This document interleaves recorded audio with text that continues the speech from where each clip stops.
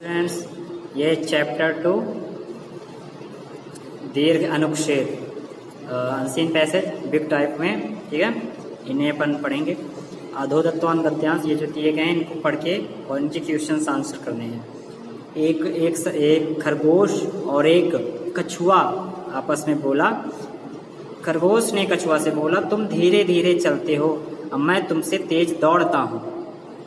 कछुआ बोला, ए खरगोश, मैं धीरे धीरे चलता हूँ पर मैं आलस नहीं करता।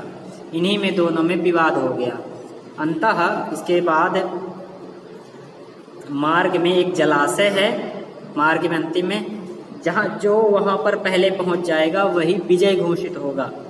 खरगोश और कक्षप चलने लगे। खरगोश दौड़ने लगा और कक्षप धीरे धीरे मंदम धीरे धीरे चलने लगा। कुछ दूर जा करके खरगोश ने सोचा कि कछुआ तो धीरे चलता है, तो मैं इससे पहले आ गया तो मैं कुछ विश्राम कर लूं। इस प्रकार चिंतन करके वृक्ष की छाया में विश्राम करने लगा। धीरे धीरे थकान की मुद्रा के कारण शीघ्र उसे गहरी नींद आ गई, सो गया। और जो कछुआ था धीरे धीरे आ गया और खरगोश को सोते देखते हुए आगे चलते गया और जलाशय के तीर के किनारे पहुंच करके, और खरगोश की जब नींद टूटी, निद्रा तक तो जब नींद छूटी, जब आया जलाशय के समीप देखा तो वहां पर कछुआ पहुंच चुका। तो कछुआ ने बोला, जो निरंतर कार्य में संलग्न रहते हैं उनकी सदैव विजय होती है। और खरगोश बोला, प्रिय मित्र, प्रिय कछुए, तुम्हारी ही विजय हुई। मैं तो आलस के कारण आलसात पराजिता, मैं तो आलस कारण पराजित हो गया। अब इसके आंसर एक पद में उत्तर। कहा आलस्यम ना करोति, किसने आलस नहीं किया? कक्षप ने आलस नहीं किया। और खरगोश कहाँ पर विश्राम किया? वृक्ष में, वृक्ष के छाया में विश्राम किया।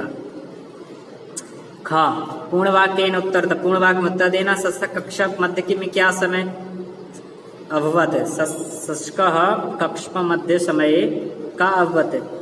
मार्गस्य अन्ते च यह जलाशय अस्ति तत्र यः पूर्वं गमिष्यति। जो मार्ग के अंतिम में जो जलाशय जो वहां पहुंच जाएगा वही उसी की विजय होगी। कस्य सदा विजय अभवत, किसकी सदैव विजय होती है? जो आलस को छोड़ देता है उसी की सदैव, जो सतत कार्य में संलग्न रहता है उसी की विजय होती है। निर्देश उत्तर विजय, विजय पराजित, कत्वा प्रत्यय और अस्य गद्यांश समुचित शीर्षक। तो आलस्य टाइटल कर सकते हैं या फिर सतत कार्य। सेकेंड पर चलते हैं। भारतीय संस्कृत के मानव जीवन में चारों भागों में विभक्त है।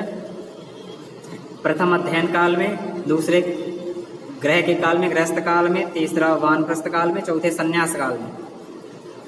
ये चार आश्रम हैं, इन्हें आश्रम भी कहते हैं। इन अध्ययन काल में ब्रह्मचर्य आश्रम के नाम से जाना जाता है। इस आश्रम में निवास छात्र ब्रह्मचर्य व्रत का पूर्वक ग्रंथों का अध्ययन करते हैं। इनके केवल एक ही लक्ष्य होता है, ज्ञान का अर्जन। वस्तुतः इस काल में संपूर्ण जीवन की आधारशिला स्वरूप है। यदि छात्र नियम अनुशासन पूर्वक विविध ग्रंथों विषयों का अध्ययन कर लेते हैं समय से, तो उनका भावी जीवन सुखमय हो जाता है, समृद्धमय हो जाता है और ज्ञान लोक में प्रकाशित हो जाता है। ज्ञान के बिना मानव जीवन अंधकार पूर्ण है।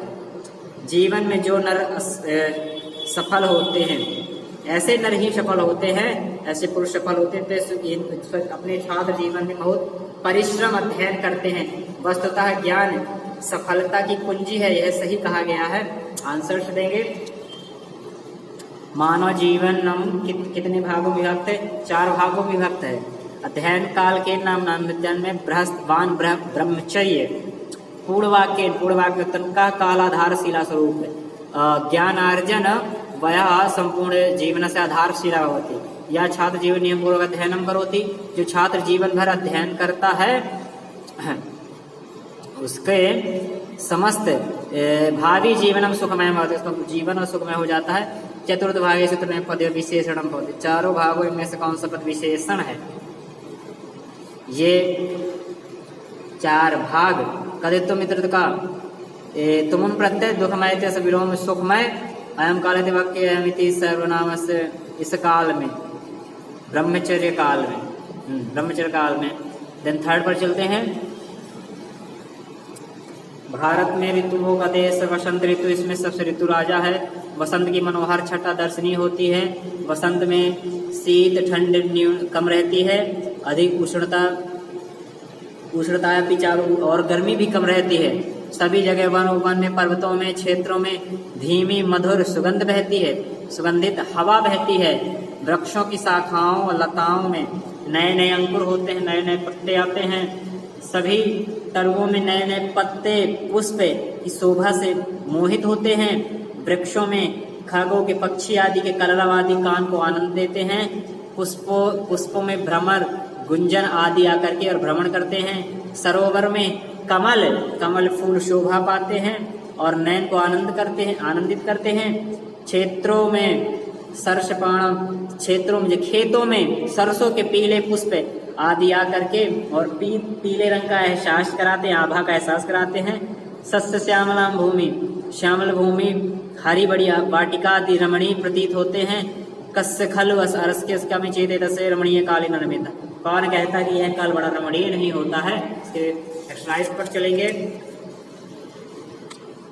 एक पद में उत्तर देना। ऋतुओं का देश क्या है? ऋतुओं का देश भारत देश है। वसंत छटा कैसी होती है? वसंत की छटा अद्भुत होती है। किनके गुंजन से? मनो हठात, तो भ्रमरों के गुंजन से ही। सर्वत्र कावती, सारी जगह क्या बहती है? सुगंधा शमीरा बहती। पूर्वाक में होता वसंते भूमि, कैसी वसंत की भूमि हरियाली पूर्ण हो जाती है। यदा वसंत आती तो क्या होता? वृक्षों में फूल पुष्प आदि आ जाते, नए पत्ते अंकुरित हो जाते हैं। ठंडी गर्मी कम रहती है, मध्यम रहती है। ब्राह्मणानाम इत्यत्र का विभक्ति भ्रमण कौन सी व्यक्ति है? पवन स्किम पर्यापद गद्यांश से प्रोक्तम। पवन को इसमें क्या कहा गया? समीर कहा गया है। वृक्षाणाम शाखासु इस वाक्य क्रियापदम, इनमें क्या क्रियापद है? विशेषण क्या है? बृहस्, इसका गद्यांश क्या? वसंत ऋतु। इसका गद्यांश शीर्षक होगा वसंत ऋतु। Thank you students.